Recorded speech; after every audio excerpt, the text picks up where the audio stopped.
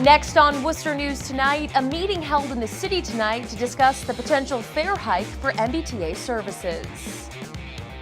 Plus, City Manager Edward Augustus has a new contract with the city, continuing his job through the year 2025. We have the details. Good evening and thank you for joining us. I'm Anna Botari.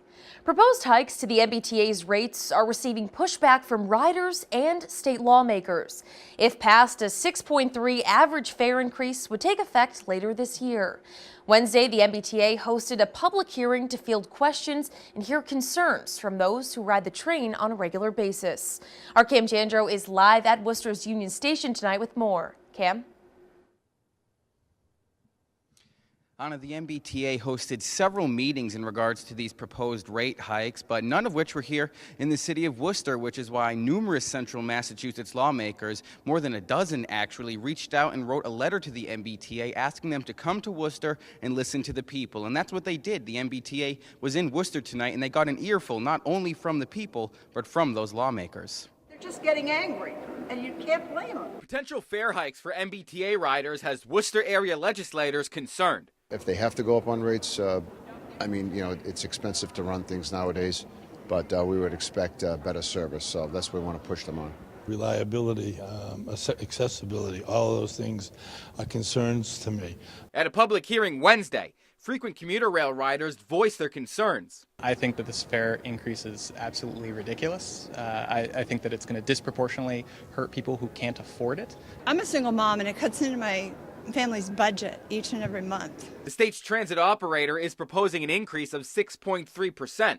This would raise the current rate for a one-way ticket to Boston from $11.50 to $12.25. The MBTA says funds would be put towards repairs and upgrades.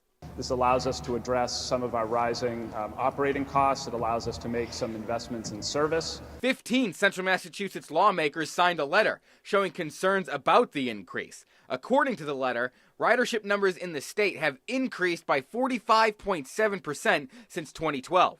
And we need to find ways to increase ridership so that we're sharing the cost of the commuter rail across more people, hoping to relieve some of the congestion that we deal with on the Pike every day.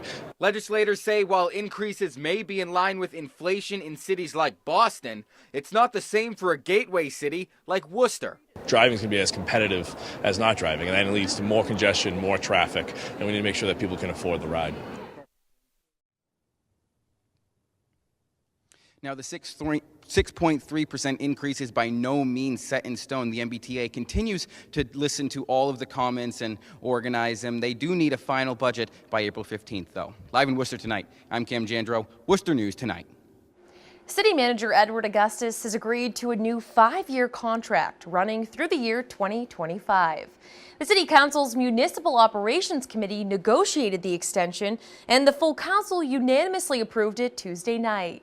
The new contract includes a raise in pay to $217,000 a year, plus a 2% increase each July, an increase in sick days from 10 to 15, as well as an increase in payment for disability and life insurance. Augustus says with this contract extension, he's looking forward to seeing through many of his long-term plans for the city.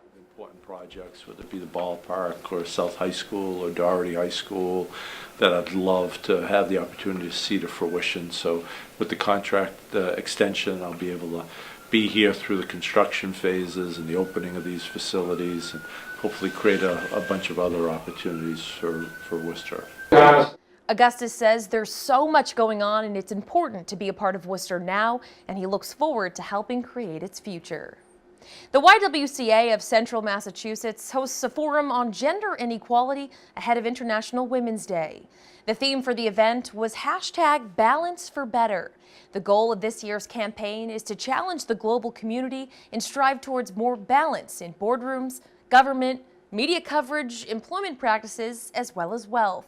The YWCA is hoping something like International Women's Day can eliminate the gender gap. Attention and have a conversation, because we'd like to have conversations on these issues and bring awareness to people that women, we still have to fight our way to be able to be acknowledged, especially in the boardrooms and as CEOs.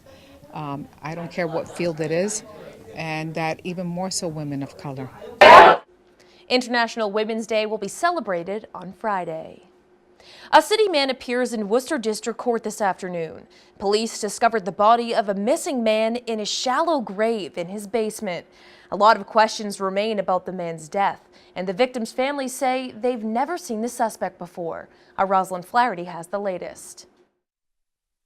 Thomas Guerin is led into Worcester District Court charged in connection to the death of Marcelino Moises.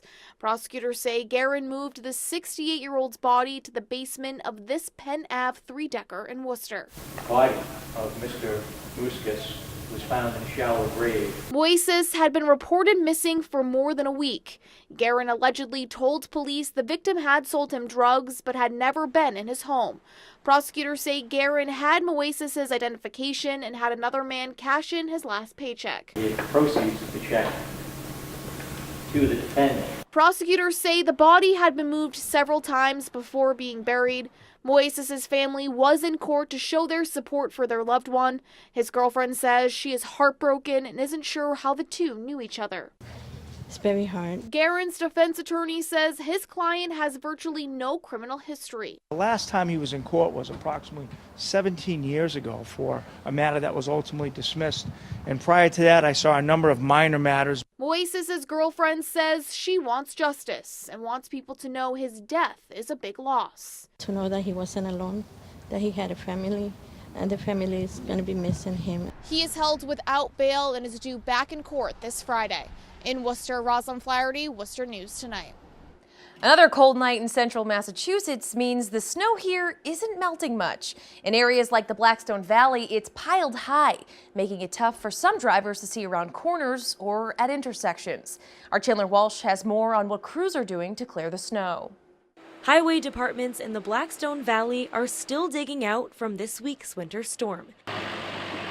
It dumped more than a foot of snow in towns like Douglas and Millbury, blocking some sidewalks and creating high snowbanks. All the snow gets pushed from the center of the road onto the sidewalks, and unfortunately, they take a back seat to having the roads open for public safety. And then we jump onto the sidewalks after the roads are all done. We've got to get rid of it because we don't want car accidents or sightline visibility. The larger snowbanks can make it difficult for cars to enter traffic at intersections. In Douglas, there isn't much extra space for crews to dump the snow. The highway department hauls it off-site, but the process takes time. My phone's ringing off the hook because you can't see around the corners for vehicles oncoming traffic. Douglas Police Chief Nick Miglianico says the snowbanks can pose dangers to both drivers and pedestrians. He says they luckily haven't had any car accidents, but traffic isn't running as usual. Have had some calls at intersections with the snow piled up and blocking the view. Chief Miglianico says drivers should exercise caution. What I would recommend is they take a little time pulling out, and if there's not a clear view, they should call the police department or the highway department, and we can get them down there. In Millbury, the DPW is also breaking down snowbanks and clearing sidewalks days later. Supervisor Keith Caruso says when it comes to snow cleanup, it's a long and tough job. Same guys out there plowing for hours on end to the ones in the sidewalk machines after the storm's over, still clearing with no sleep. That was our Chandler Walsh reporting. A special certificate ceremony Wednesday honors 9 inmates at the Worcester County House of Corrections. They recently completed a prison education program.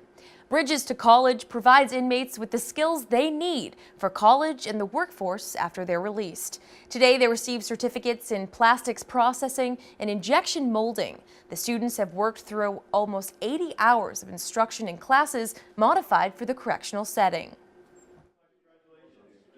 There's a lot of evidence that shows if you set foot on a college campus, if you get any college education, your likelihood of committing a crime or recommitting a crime drops 90%. So when we had the opportunity to partner with Mount Wachusett Community College, bringing college courses inside the Worcester County House of Correction, we jumped at the opportunity.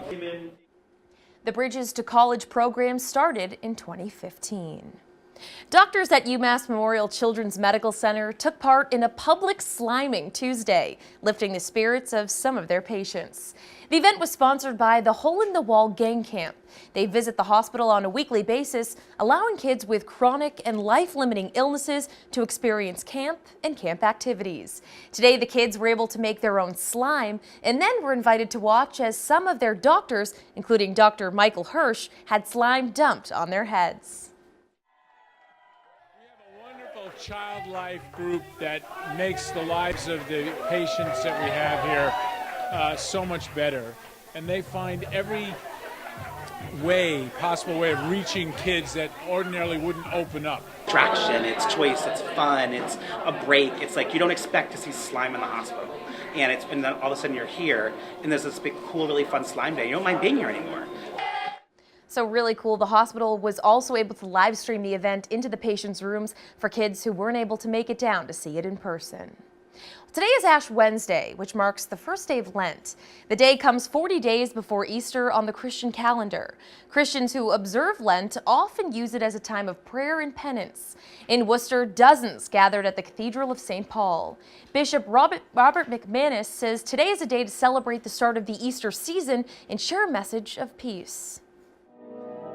The church offers 3 disciplines. It says to pray more, to fast, and to give alms to the poor, to help people less fortunate than ourselves. So it's really a time to step back from our ordinary routines and to take a spiritual accounting of who we are before God and our neighbor. This year, Easter falls on April 21st.